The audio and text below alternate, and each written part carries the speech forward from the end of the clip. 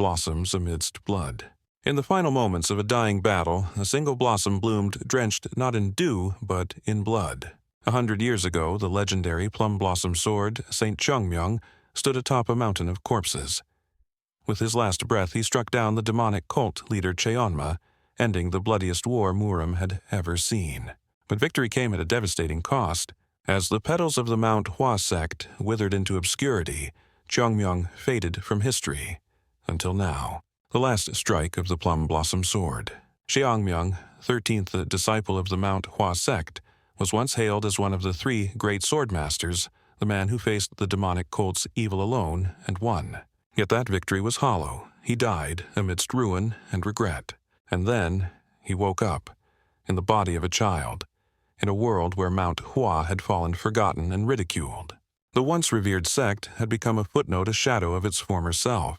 But for Cheongmyeong, this wasn't the end. This was his second chance, the rebirth of a dead sect. The world had moved on.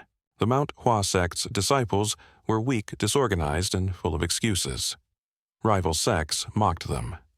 The 24-movement plum blossom sword technique, once feared had been stolen, misused, forgotten.